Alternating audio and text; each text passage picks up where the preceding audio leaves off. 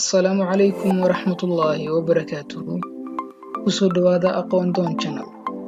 Haddaad tahay daawado ku cusub channelka, fadlan like saar muuqaalkan, subscribe dhe channelka oo taabo gambaleelka si aad u noqoto qofka ugu horeeya ee daawada muuqaal walbo cusub oo aynu soo dhigno.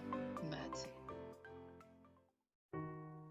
Muuqaalkan maanta waxaan uga hadlaynaa sidee hal mobile lagu isticmaalaa laba WhatsApp oo kala duwan. Waana su'aal iga timid mid ka mid ah asxaabta ku xiran channelka aqoon doon. Su'aasha waxay oranaysay sidee loo sameeyaa laba WhatsApp hal mobile. Jawaabtu waxaad ka dhaxlaysaan muuqaalkan aynu isla daawano. Si aan hal mobile ugu isticmaalno laba WhatsApp oo kala duwan, waxaan maraynaa laba step ama laba hab. Labada hab waxay kala yihiin: habka koowaad waa inaan Google Play Store ka galnaa oo aan kala soo degnaa application-ka magaciisa yahay Parallel Space. Step-ka labaadna waxaa isticmaala mobilada dambe ama fiirshanada dambe ee mobilada. Ugu horreyn waxaan ku hormarinaa step-ka koowaad. Waxaan galaynaa Google Play Store-ka, waxaan ku qoraynaa search-ka application-ka magaciisu yahay Parallel Space. kadib waan ku dhufanaynaa, waxaan leenahay install. kadib waxaan ku dhufanaynaa accept. waan sugaynaa inta uu inoogu soo degayo. waxay ku xiran tahay xawaaraha khadka aad isticmaalayso. wuu inoo soo degay, balse waxa uu ku install gareysmayaa mobilka gudihiisa. wuu inoo soo download gareysmay. hadda waxaan leenahay open.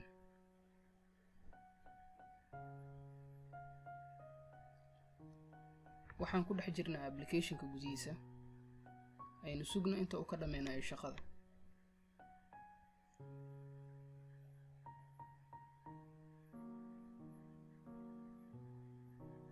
waxaan ku dhufanaynaa start si aan u bilowno.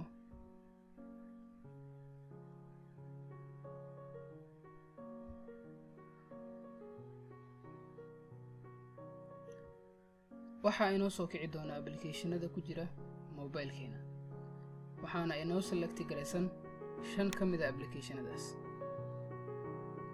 balse waxaan u baahannahay kaliya WhatsApp-ka. waxaan sameynaynaa inaan unselect dhahno application-ada kale.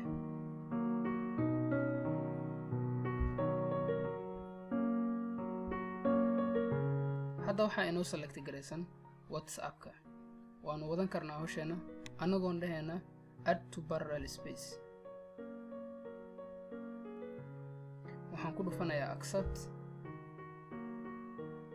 hadda waxaan u baahanahay inaan soo kiciyo WhatsApp-ka.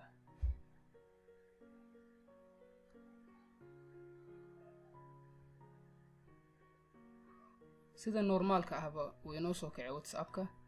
waxaan leenahay agree and continue. hadda waxaan u baahannahay inaan gelino numberka.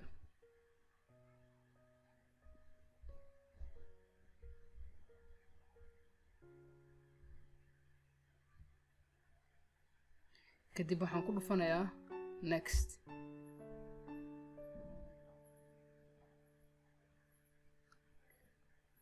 iska hubi numberkaada, kadib waxaad tiraahdaa okay. waxaan sugnaaba waa inta uu koodka inoogu soo dhacay.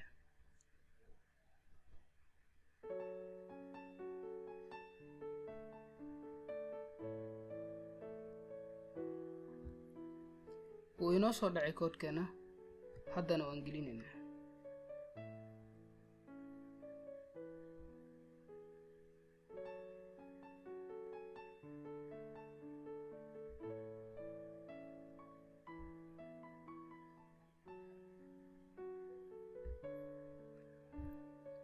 iska sug inta uu verify dhahayo.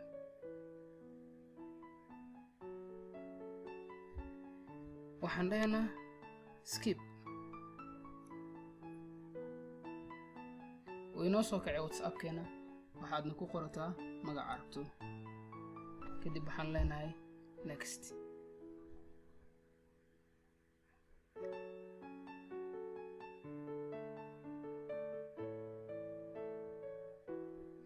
waxaan minimize dhahayaa WhatsApp-kan si aan idin tuso WhatsApp-ka kale.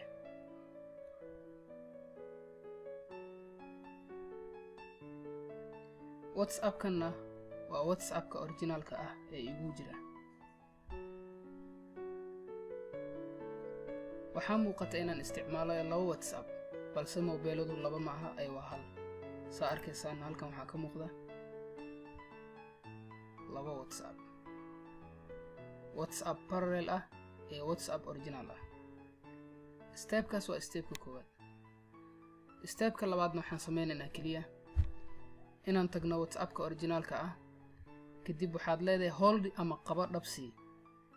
kaliya waxaad ku dhufanaysaa install second app, kadib waxaad leedahay install.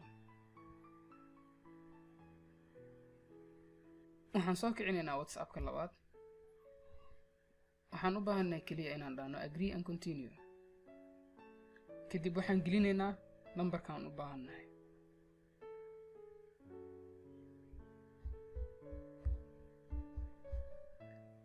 kadib waxaad leedahay next.